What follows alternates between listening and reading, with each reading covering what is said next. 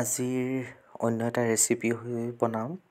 তো তাৰ কাৰণে চানা চটটো দৰকাৰ হ'ব। তো চানা চটটোত মিলাবলৈ আমাক লাগিব এইবিলাক দেখিছে গোটা গোটাকৈ চব ৰাখিছোঁ।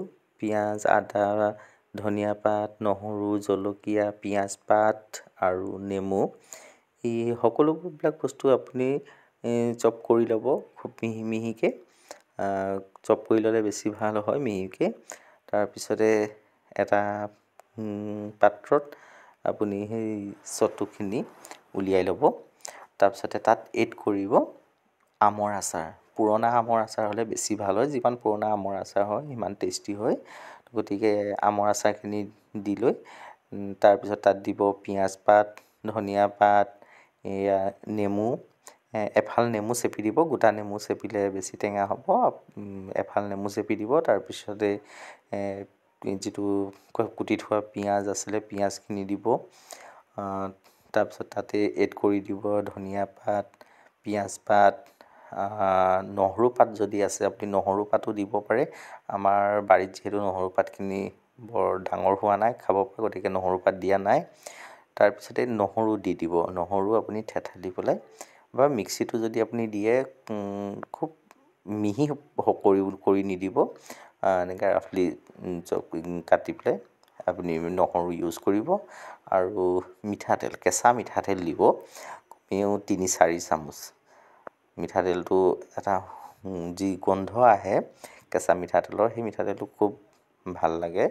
গতিকে কেঁচা মিঠাতেলেই দিব আৰু সোৱাদ অনুযায়ী নিমখ দিব তাত। তাৰপিছতে হালধি পাউডাৰ ১-১.৫ চামুচ হালধি পাউডাৰ লাগিব। আৰু আজৱাইনটো দিয়াটো খুব জৰুৰী, যিহেতু আজৱাইন পেটো ভাল কৰে। পেটত হজম হোৱাটো ভাল বা গেছ হ'বলৈ নিদিয়ে পেটত। গতিকে আজৱাইনটো দিব, দি পেলাই খুব ধুনীয়াকৈ সানি ল'ব। তাৰপিছতে ৰেডি কৰিব আটা। আটাখিনি খুব ধুনীয়াকৈ মঠি ল'ব। আটা মঠিবলৈ নৰ্মেল পানী আপোনালোক ইউজ কৰিব পাৰিব। নৰ্মেল পানী দি ইউজ কৰিব আটা। তাৰপিছতে আটাখিনি ধুনীয়াকৈ যিটো চাইজৰ আপুনি ৰুটি বনাব সেইটো চাইজৰ আটা লৈ তাত ধুনীয়াকৈ এটা শ্বেপ দিব। এটা পাতি শ্বেপ লাগিব, যিহেতু তাৰ ভিতৰত আমি সেই চটুখিনি ভৰাম বা চাটোৱা ভৰাব লাগিবতো। সেইটো কাৰণে এটা সুন্দৰ বাতি শ্বেপ এটা দিব। বাতি শ্বেপটো দেখিছে কেনেকৈ বনালে, বাতি শ্বেপটোৰ ভিতৰত কেনেকৈ চটু ভৰাই আকৌ তাক বন্ধ কৰা হৈছে। এইটো এটা প্ৰচেছ বা এইটো এটা প্ৰেক্টিচৰ বিশেষকৈ দৰকাৰ হয়। পটককৈ আপুনি বনাওঁ বুলি ক'লেও বনাব নোৱাৰে আৰু খুব প্ৰেক্টিচ এটা দৰকাৰ হয় এনেকৈ শ্বেপ দি ভৰাবলৈ। তাৰপিছতে হালকা হাতেৰে, খুব জোৰে নহয়, হালকা হাতেৰে আপুনি লাহে লাহে ৰুটিটো বেলি দিব। কাৰণ জোৰকৈ বেলিলে কি হয় আকৌ ফাটি যোৱাৰ চান্স থাকে। ফাটি গ'লে খাই বেয়া লাগিব, গোটেই চটুখিনি ওলাই যাব। তো তাৰপিছতে যেতিয়া বেলি হৈ গ'ল, গৰম তেলত এনেকৈ দি দিব। ওলট পালট কৰি পেলাই দুইফালে খুব ধুনীয়াকৈ বনাব। নিজে ফুলি আহিবই দিয়াৰ লগে লগে। দুই পিঠি দিয়াৰ লগে লগে দেখিবই ধুনীয়াকৈ ফুলি আহিছে দুই পিঠি।